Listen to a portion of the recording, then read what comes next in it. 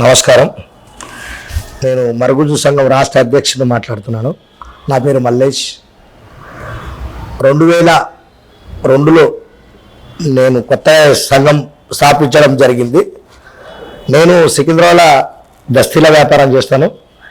నేను మా brother footpath మీద దస్తీలు అమ్మేటప్పుడు ఇట్లే మాట్లాడుకున్నాం, మనం ఒక సంఘం పెడితే బాగుంటుంది కదా అని. జస్ట్ మా అన్న నేను కలిసి ఇట్లే మాట్లాడుకున్నప్పుడు ఒకరోజు గణేష్ మా అమ్మగారికి పోతున్నప్పుడు గణేష్ని ఆ రోజు పిలిస్తే మా మాట వినుకోలే, అట్లే వెళ్ళిపోయాడు. ఇంకో రోజు కూడా పోతుంటే ఆ రోజు బిర్య పట్టుకున్నాం గణేష్ని.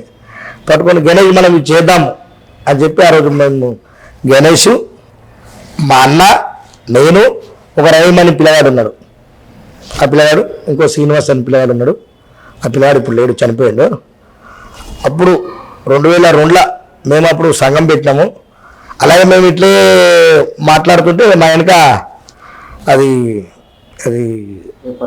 Reporter, times of India reporter మా వెనకనే ఉన్నాడు. ఆయన అన్నీ విని, బాబు మీరు ఎప్పుడు విన్నా ఉంటారంటే, మా గురించి ఎందుకంటే పోవాలన్నా, అంటే చిన్న వయసు, పిల్లని వయసు, రేపు ఇక్కడ ఉన్నాడు నేను తీసుకొస్తాను. టైమ్స్ ఆఫ్ ఇండియా పేపర్ తీసుకొచ్చింది.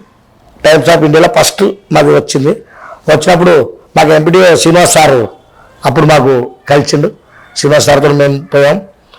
Srinivas sir, Balu sir, Hari sir అందరూ కలిసిరు. అప్పుడు మాకు దీని గురించి మనకి అంత ప్రత్యేకంగా మనకు అంత తెలియదు. అప్పుడు శ్రీనివాస్ సారే మాకు అందరికి మోకిండు. నలుగురు ఆయన తీసుకుపోయాడు, చిన్నపిల్లలు పట్టుకుపోయాడు. అప్పుడు మేము నలుగురితోటి ఒక 5,000 మందికి జమ చేసినాం. అప్పుడు తెలంగాణ, ఆంధ్ర ఉమ్మడే ఉన్నప్పుడు.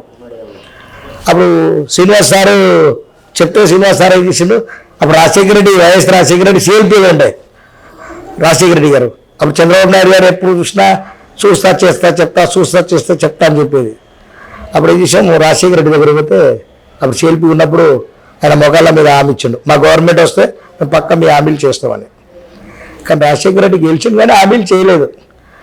శ్రీనివాస్ సారు అందరూ కలిసి మళ్ళీ హైకోర్టులో పిటిషన్ చేస్తే అప్పుడు మా మీద 3 సంవత్సరాలు పోరాడినాం హైకోర్టులో. పోరాడితే అప్పుడు జీవో వచ్చింది. జీవో వచ్చినా బస్ పాస్ ఇస్తలేరు. బస్ పాస్ చేయకుంటే మళ్ళీ శ్రీనివాస్ సార్ దగ్గర పోతే శ్రీనివాస్ సార్ ఏం చేసి మళ్ళీ, అరే జీవో వచ్చినా మీరు బస్ పాస్ చేయొచ్చు అంటే, లేదు మాకు ఒక ఇది ఉంది, మాకు వీళ్ళ మీద డబ్బులు వస్తే మేము ఇస్తామండి. మళ్ళీ పోరాడితే అప్పుడు స్టేట్ గవర్నమెంట్, మన ఈ గవర్నమెంట్ సంవత్సరానికి 1,69,00,000 5,000 మంది మరుగుజ్జుల పైన ఇష్యూ చేసింది. అప్పుడు 5,000 మంది మరుగుజ్జుల పైన 1,69,00,000 ఎప్పుడైతే ఇష్యూ చేసిందో అప్పటి నుంచి మనకు ఆర్టీసీ బస్ పాస్ ఇవ్వడం స్టార్ట్ చేసింది. అంతకన్నా ముందు బస్ పాస్ లేకుండే. మళ్ళీ మనకు డాక్టర్ సర్టిఫికేట్ అనేది ఇస్తలేరు. ఎప్పుడైతే హాస్పిటల్ ముందు పోతే రానిపోయేది, పోండి మీరు వాడేవారు, కాల్ చేతి అంతా మంచిగా ఉంటుంది, మీకు ఏమి ఇవ్వాలని ఎలగొట్టారు. ఎప్పుడైతే శ్రీనివాస్ సార్ మేమంతా కొట్లాడినామో అప్పుడు డాక్టర్లు పిలిచి సర్టిఫికెట్లు ఇస్తున్నారు. స్కేల్ వైజ్గా మనకు మెడికల్ బోర్డు సర్టిఫికెట్ ఇస్తున్నారు. ఆ సర్టిఫికెట్ ఇచ్చేటప్పటికి ఇప్పుడు మనం పింఛన్లు పొందుతున్నాము, మనం కొన్ని సాధించుకున్నాము. అప్పుడు నలుగురు పోయి 5,000 మంది అయినాము. ఇప్పుడు కూడా నేను ఏం చెప్తున్నానంటే, ఇప్పుడు ఫిబ్రవరి ఎండింగ్లో మన భారీ మరుగుజ్జులు పెద్ద సభ ఉన్నది.